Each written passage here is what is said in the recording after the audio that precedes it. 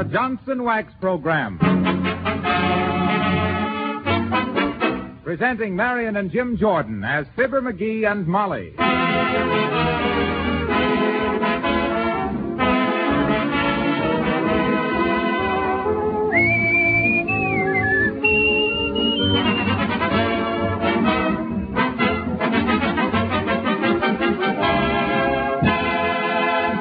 Ted Weems and his orchestra open the show with Stop, You're Breaking My Heart.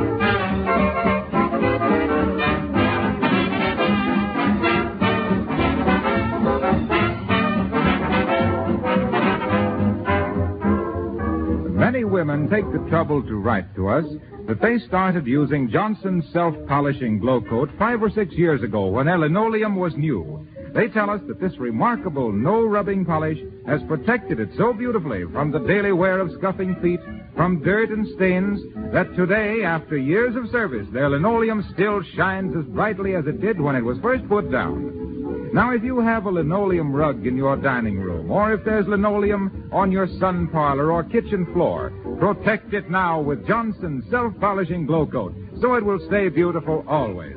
Look for the attractive yellow can. Oh, yes, remember, it's very economical to buy the larger sizes.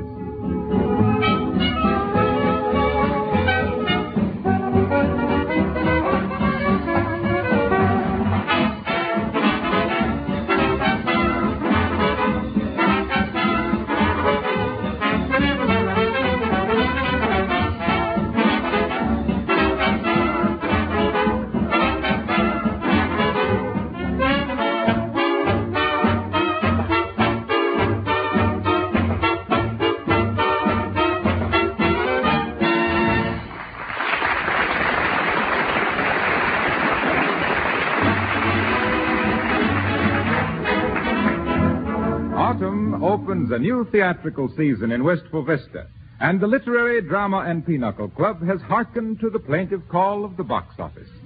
So Fibber, modestly coming forward again as author, director, producer, and actor, has offered to write another of his deathless dramas. And here in the dining room at 79 Wistful Vista, writing and darning socks respectively, we find Fibber McGee and Molly.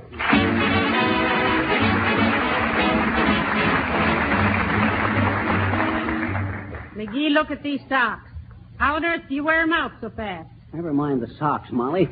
Theatrical history is being wrote here, while you sit and darn. While I sit and darn. You betcha. Wait till you hear the critics. I'm up against a problem on this Shakespearean play here. Now, let's see. Did Julius Caesar know Helen of Troy? Why not? That's what I say. Why not? Well, I'll make them my two principal characters. Oh, hey, I got an idea. What? Why not make Julius Caesar a hunter? I could call the play Deer Slayer or The Merchant of Venison. You get it, Molly? The Merchant of Venison? Ain't funny, McGee. Okay. I guess Caesar wasn't much for stags anyway. I got to put in Hamlet, and then there's Mark Antony and Brutus. Brutus. Who's writing this? I'm going to have Mark and Julius run a chariot race to see which one of them don't marry Helen of Troy. Which one of them don't marry her? Sure. Neither one of them likes her, see? That's where I get the emotional conflict. Julius will win the race and lose the gal. Ah, goodness, they aren't made. Why, naturally not. Otherwise, she'd love him. I mean these socks. Oh. You see, at the end of the second... If that's Jed Harris or the Schuberts, tell them they can't see my play till it's finished. They couldn't see it if it was finished. Hello, 79 Wistful Vista, Molly McGee speaking. Oh, yes, Mrs. Uppington. No, we're not busy. I'm writing socks and McGee is knitting a play. Writing a sock play, tell her. Yes, Mrs. Uppington. I'll let you talk to McGee. McGee. What does she want? Ask her. What do you want? Or, excuse me, Mrs. Uppington. Huh? Oh, the play. Yes, I'm working on it, Uppy. Julius Caesar and Helen of Troy. Huh? Well, no, Mrs. Uppington. I'm afraid you ain't exactly the type to play Helen. You got too much, too many... well, Helen was a skinny little runt, Uppy. Yeah, I know you're the president of the club and all Tell that. her she can be a chariot horse. You can be a chariot... What I mean to say, Uppy, is that I was figuring on you as a Roman matron. No, not in the jail. Just a kind of a dowager type. Dowager, Ignorance, not dowager. What say, Uppy? Oh, now don't worry about that, Uppy. You got one of the fattest parts. Hello? Huh? Ah, shucks. I'm just going to tell her she's got a part that'll stand out. She hung up just in time, then. Let's see now, then. If Mark Antony and Julius Caesar... I'm afraid you've ruined those heels, McGee. Caesar was no heel. Oh, you mean them socks. Quit bothering me about them trivial socks, Molly. That's probably my stage carpenter wanting to know if the chariot's got rumble seats. Come in.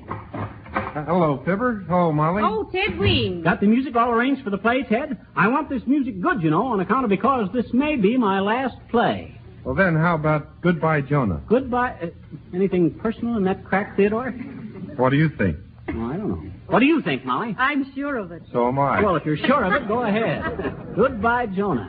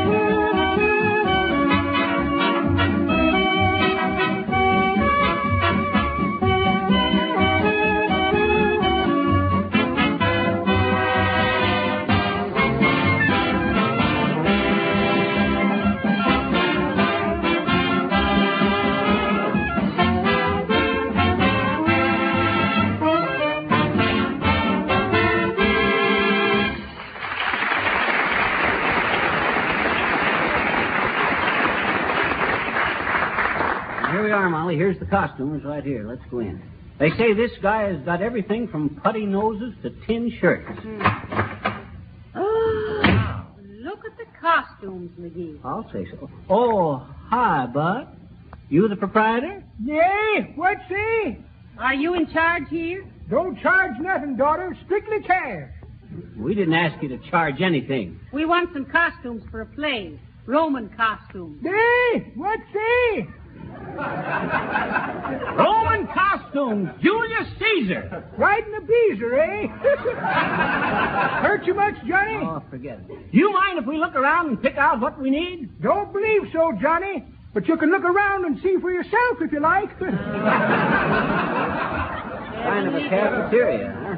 I don't know where to look first amongst all this junk. Well, now, let's see. I'll need a helmet, a toga, a short sword, and some sandals. Hey, look at that suit of armor, Molly. I wish I'd have wrote a play about King Arthur. I'd like to have wore that iron costume. I think this play is clanky enough as it is. Say, how did the old knights ever get into those suits? I don't know, but it must have been a nuisance to have to go to a foundry to get your pants pressed every week. Now, let's see. Where's the togas? They ought to... one side there, little girl. Why? Well, we're busy. We got to pick out some costumes. Hmm? I says we got to pick out some costumes. Yeah, to go no party, are you, No, we're not. This is for a play we're putting on. What are you doing here anyway? I'm looking for Halloween mask, I betcha.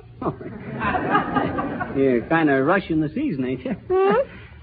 I said, well, Halloween is a long way off yet. I know it. Well, then what's your hurry to pick out a Halloween mask then? Well, gee, last year all the other kids had funnier faces than I did, I betcha. And I thought I'd get a head start this year. Oh, that's a swell idea. I know it. Well, I think you might wait a little while longer. Mm-hmm. I says you can wait a little while longer, can't you? Well, gee, you didn't. I didn't what? You didn't wait longer, and gee, you got the funniest one I ever saw. Hey, Mama, give me a mask like this man has.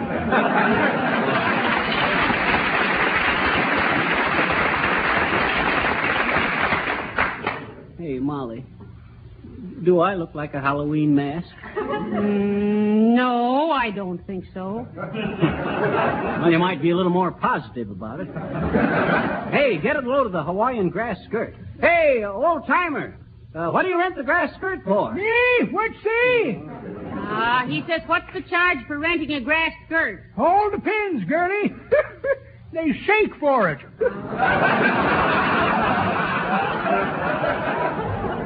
Heavenly days, we've got to get busy. I didn't know a play could be such work. And maybe you didn't know that work could be such play with Johnson's Wax, the easy-to-use polish that makes Harpo. Hello, Mr. Wilcox. What are you doing here? Hi, folks. I just sold the proprietor a suit of armor. Oh. I got it in Hollywood. The movie people threw it out because it was top-heavy. A top-heavy suit of armor, eh? What movie was it in, Harpo? Night Must Fall. Well, I'll be seeing you.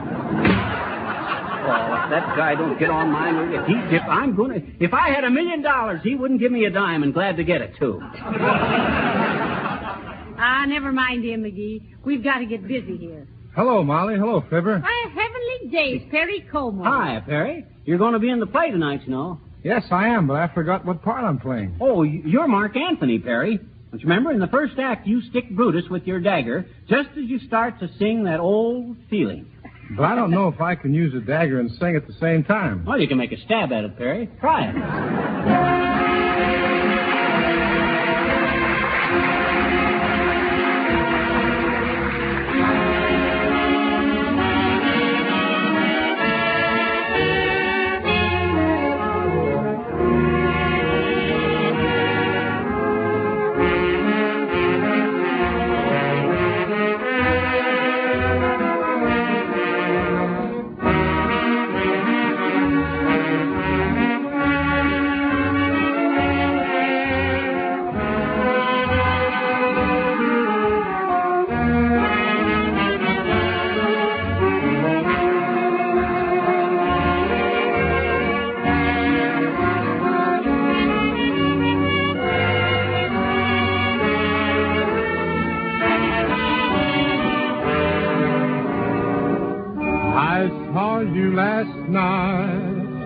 And got that old feeling when you came inside.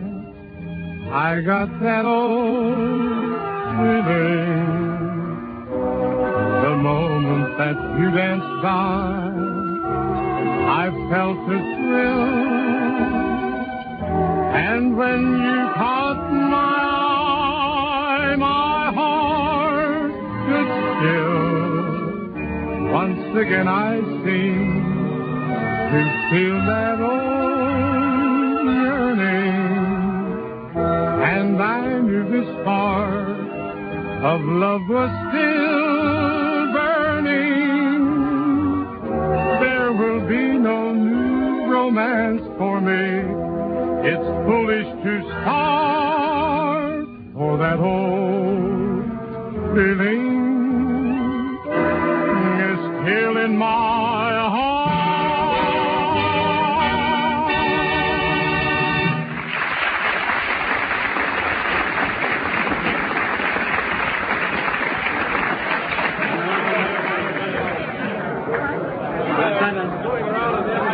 Quiet, everybody. Now, everybody on stage for rehearsal. Quiet.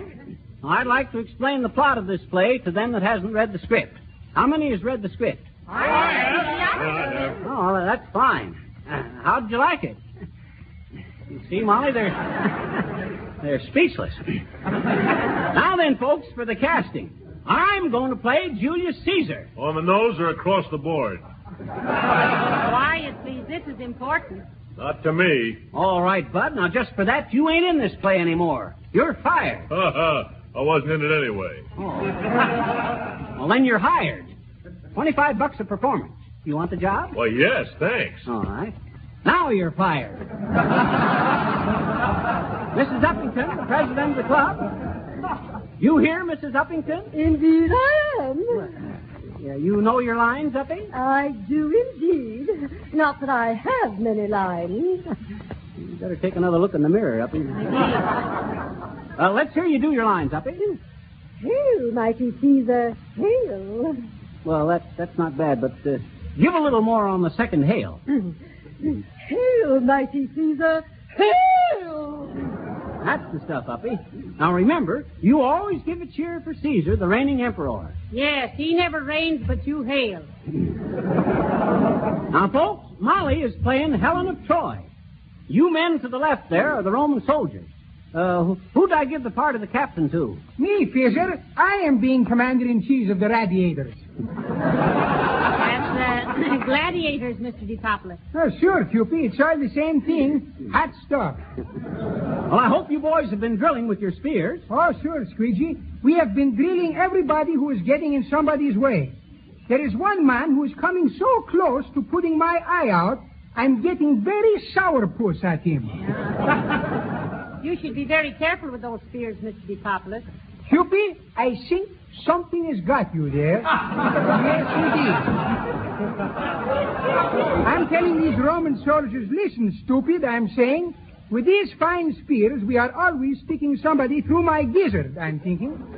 So I'm telling all of him to put a cork on the end of his spear. Put a cork on the end of the spear. That's a good idea, Nick. No, Fisher, that was a dumb idea. Oh. To get corks, everybody is bringing a bottle with one in it.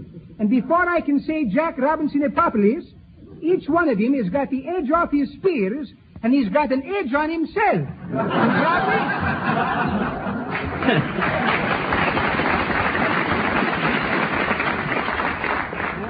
Every soldier gets stuck for the drinks now and then.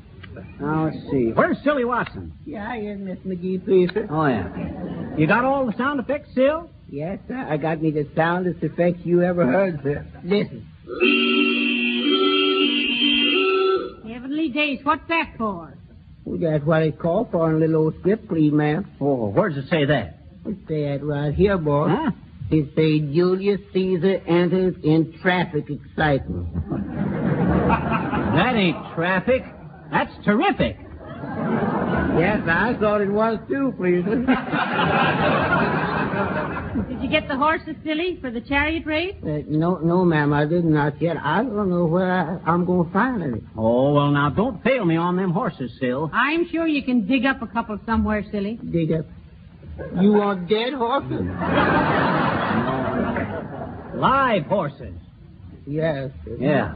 Now then, all you women over there are Caesar's Roman slaves. And every woman should seize her chance to escape housework slavery by using Johnson's wax. Harpo, are you in this play? Sure, I'm Horatius at the bridge. Oh, yes. You're to defend the bridge over the Tiber River. Sure, and I know my lines, too. Huh? Hold that Tiber, hold that Tiber, hold that Tiber.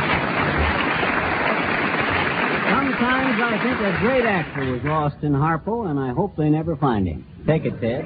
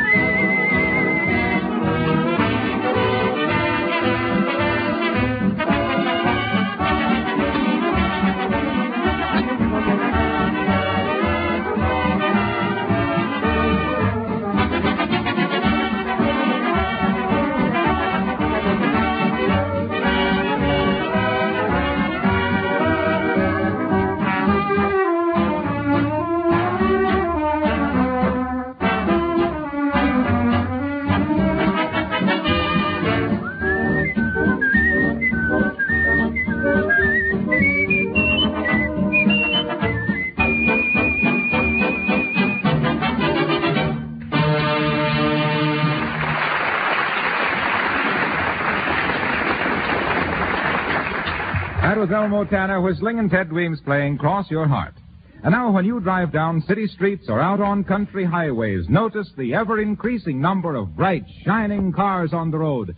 Cars kept beautiful with Johnson's Auto Wax and Cleaner.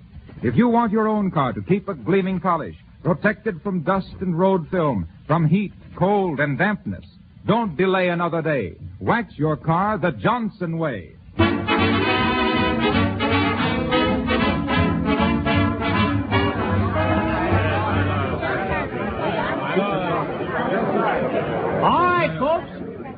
Now on stage for the last act.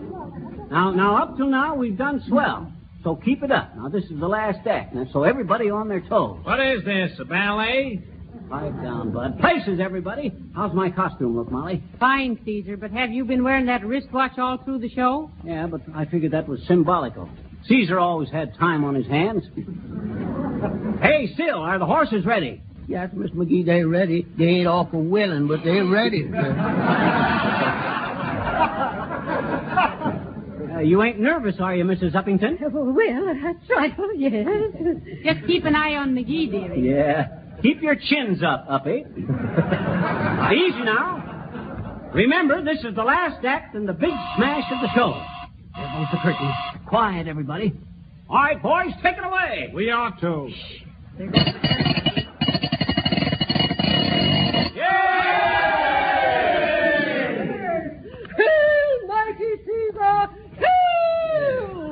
Friends, Romans, countrymen, to be or not to be? That is the question. And what is the answer? Speak, my noble Romans. Hold that tiber! Hold that tiber! And who art this beautiful slave who appears at my chariot wheel? Speak, fair maiden. Hail, mighty Caesar! Hail! No. Not now. Keep quiet. But I am the president of this club, Mr. McGee. Right down. Who is this fair maiden? Who sells these strawberries in the marketplace? Varlet, take yon lowly berries to my palace. What, noble Caesar? You would not speak kindly of me berries? I came to seize your berries, not to praise them. But I repeat, who art thou, maiden? Whence comest thou? Who art you? I am Helen of Troy. I am far from home. Thrice have I tried to return to my homeland. Ah, fair maid, if at first thou dost not succeed, try again. A pun, master, the lowest form of wit. It is Mark Antony. What dost thou here? With Johnson's wax thou dost not dust so often, noble Caesar. Who speaks? I, fair Helen, Horatius at the bridge. Who won that last rubber? Silence, Varlet. I repeat, Mark Antony, what dost thou here? I don't hear anything. What fools I have about me. What cometh thou here for? To wed the lovely Helen. I come to woo her. Well, what sayest thou to that, Helen? Woo, woo! See, sire, she's in a wooing mood. Say not so, Mark Antony. I, Julius Caesar. Hail, mighty Caesar! Hail! Pipe down, pipe down. I also am enameled of this fair maiden, Antony, and I will wed her. Wilt thou havest me, fair Helen? I will. Aha, she will.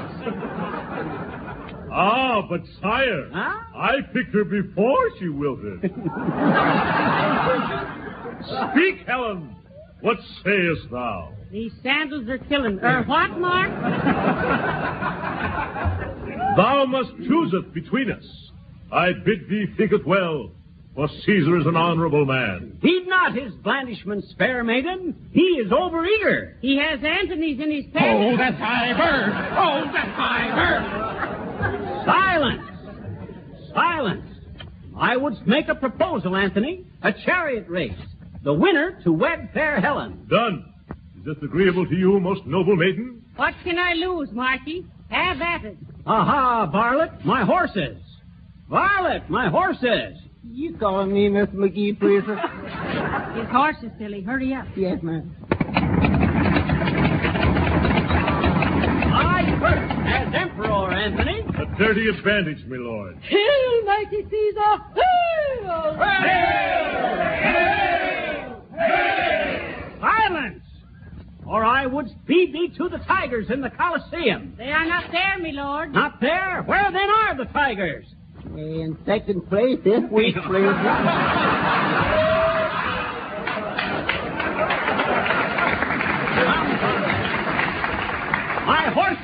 My horses and my chariot. They are ready, sire. And may the best man win. Hooray! And may Anthony be the best man. Hooray! Hold the nags, Watsonius, whilst I get into the chariot. Yes, sir. Now, give me the reins, Phil, there.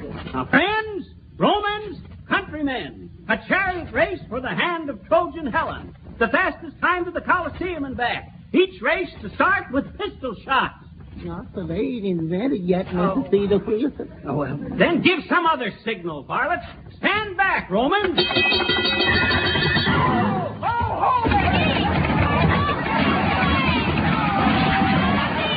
Lower the curtain! Lower the curtain!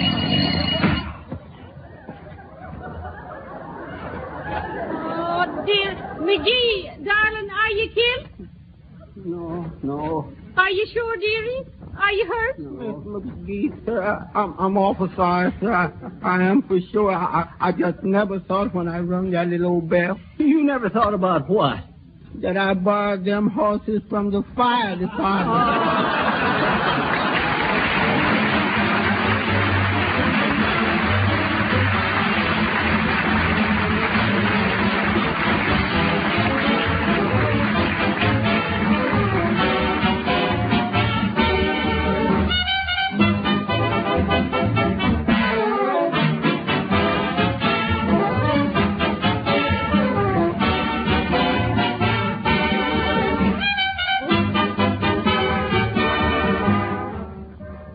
Does the linoleum in your kitchen give brightness and beauty to the whole room? Or does the floor look faded and dull? Remember, Johnson's self-polishing glow coat keeps linoleum sparkling and clean without any work of rubbing or buffing. You'll be surprised how easily glow coat goes on the floor, how quickly it dries, transforming an unattractive, dingy floor into a lovely, polished surface while you sit back and watch. Try glow coat just once. Let this wonderful liquid polish save you hours of cleaning time by protecting your linoleum against dirt and wear. Glow Coat is spelled G-L-O-C-O-A-T. Johnson's Self-Polishing Glow Coat.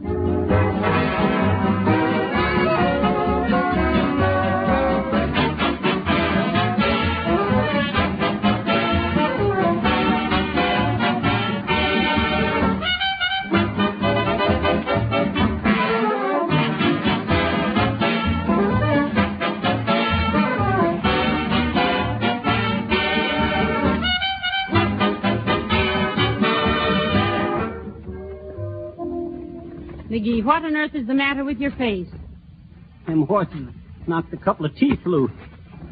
Well, I told you you didn't know enough to handle that Ben-Hur business. Oh, is that so? Why, say, up in Saskatchewan, I was the leading theater man. Thespian McGee, I was known as in them days. Oh, my. Thespian McGee, the sensational source of thrilling, throbbing stage and circus dancing. Stop it, sweetheart, stop it. So long. Good night, all.